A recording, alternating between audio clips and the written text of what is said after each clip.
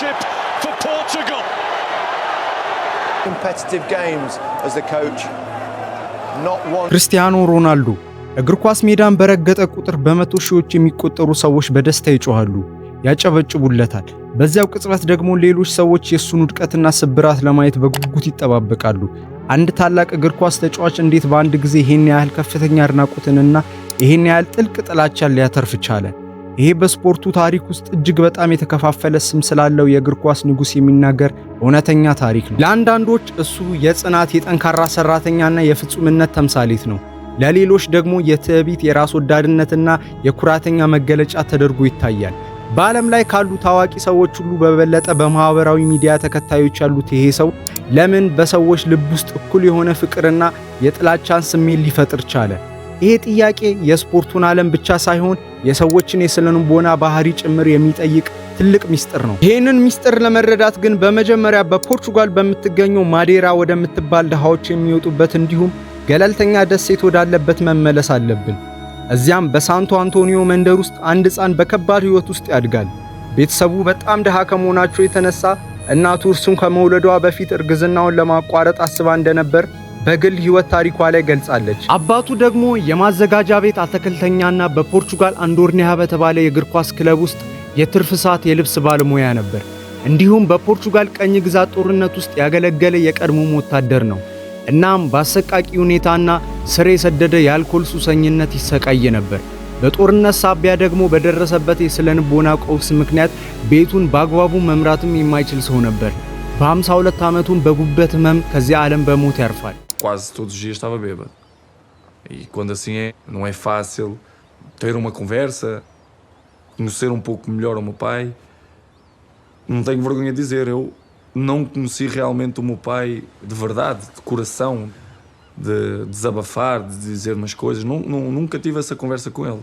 እናቱ ደግሞ ሌሊትና ቀን በጽዳትና በምግብ ማብሰል ሥራ በመሰማራት ልጆቿን ለማሳደግ ትታገላለች። ከክርስቲያኖም ጋር ባላት ጥልቅ ስሜታዊ ትስስርና በእግር ኳስ ጉዞ ውስጥ ባላት ሚና በሰፊው ትታወቃለች።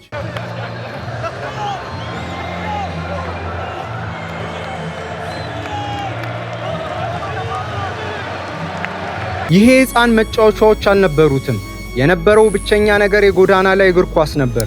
በትናንሽ የሰፈር መንገዶች ላይ ከራሱ ከሚበልጡ ልጆች ጋር ሌሊትና ቀን ይጫወታል። እግር ኳስ ለሱ መዝናኛ ብቻ ሳይሆን ካደገበት አስቸጋሪ ሕይወት ማምለጫ ብቸኛው መንገድ ነበር።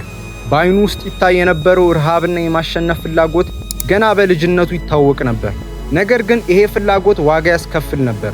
በዓለም አቀፍ ደረጃ ስኬታማ ለመሆን የገዛ ቤተሰቡንና የለመደውን ሕይወት መተው ነበረበት። ግን በአስደናቂ ሁኔታ በ12 ዓመቱ ማዴራን ትቶ ወደ ሊዝበን ተጓዘ። በስፖርቲንግ ሊዝበን አካዳሚው ሲቀላቀል ከሌሎች ልጆች የተለየ የማዴራ አካባቢ ያነጋገር ስልት ስለነበረው በየቀኑ ይሳለቁበት ነበር። አንድ ቀንም የዓለማችን ምርጡ ተጫዋች እንደሚሆን ስለሚናገር አንተ በማለት ይሳለቁበት ነበር። በየምሽቱ ወደ ክፍሉ እየሄደ በብቸኝነት ያለቅስ እንደነበር የቡድን አጋሮቹና ራሱ ጭምር በተለያዩ ጊዜያት ተናግረዋል። ነገር ግን ይህ ሐዘን እንዲያሸንፈው አልፈቀደም።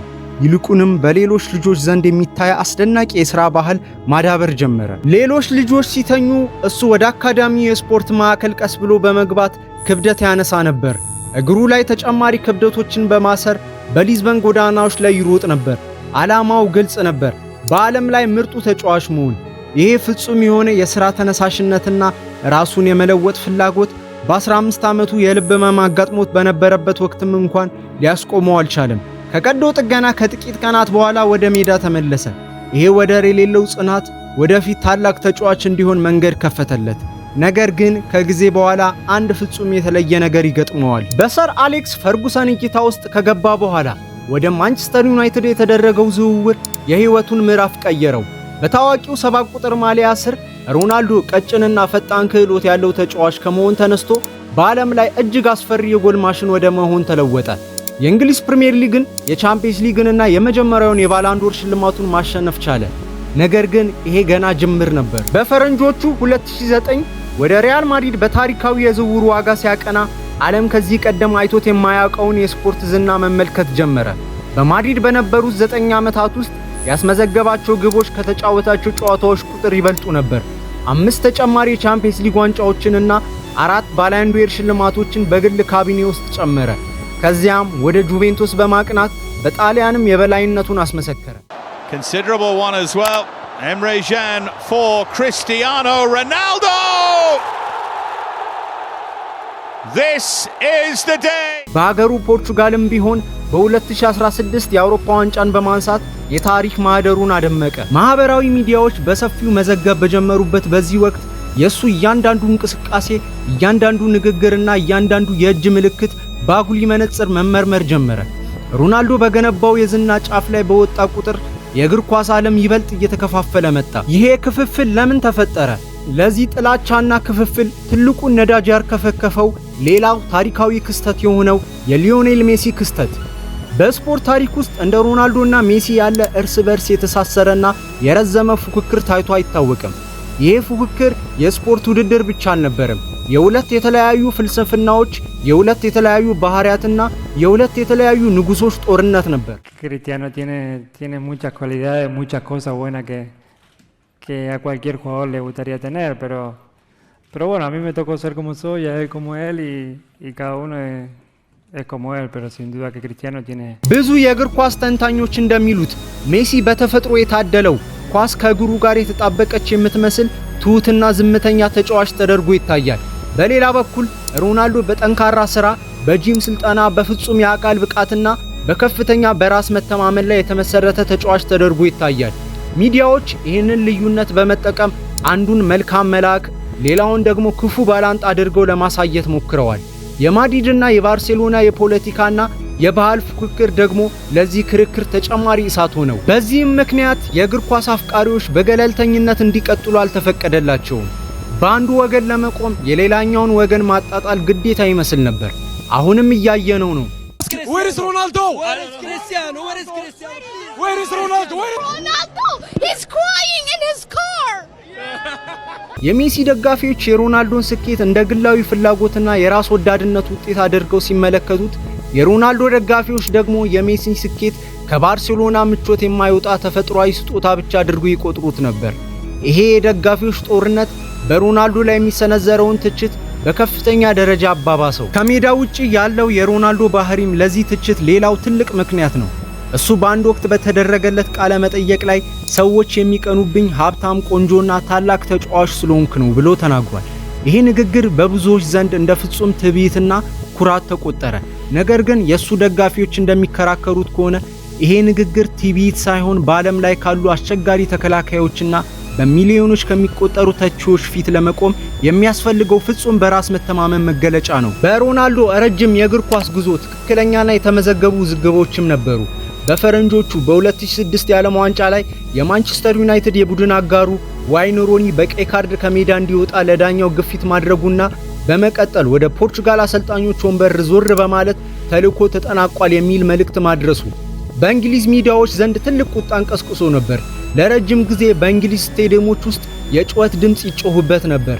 ይሄ ክስተት ሮናልዶ ለራሱ ስኬት ሲል ማንኛውንም ሰው አሳልፎ ለመስጠት ወደ ኋላ የማይለውን ባህሪ እንደ ማሳያ ተደርጎ በተቺዎች ዘንድ ተወሰደ። በቅርብ ጊዜ ደግሞ በ2022 ከማንቸስተር ዩናይትድ ጋር በነበረው ሁለተኛ ቆይታው ከክለቡ አስተዳደርና ከአሰልጣኙ ኤሪክ ቴን ሃግ ጋር የነበረው አለመግባባት በይፋ ታይቷል።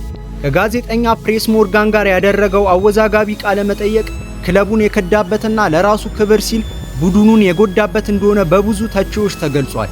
ክለቡም ውሉ እንዲያቋርጥ አድርጓል። ነገር ግን ክርስቲያኖ ሮናልዶን መሆን ምን ያህል ከባድ እንደሆነ አስባችሁ ታውቃላችሁ? እያንዳንዱ የህይወቱ ሰከንድ በካሜራዎች ቁጥጥር ስር ነው። በሜዳ ላይ ትንሽ ስህተት ሲሰራ በማግስቱ በብዙዎች የሚቆጠሩ የጋዜጣ ርዕሶች በሱ ላይ ያፌዛሉ።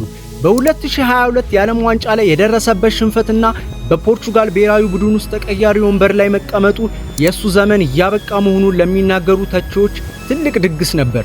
ብቻውን ወደ መልበሻ ክፍል መተላለፊያ ሲያለቅስ የሚያሳየው ምስል ከፍተኛ የስለንቦና ጫና ውስጥ እንደነበር ያሳያል። በዘንድሮም የዓለም ዋንጫ በሽንፈት መጨረሱ በብዙዎች ሰዎች እንዲተች ተደርጓል።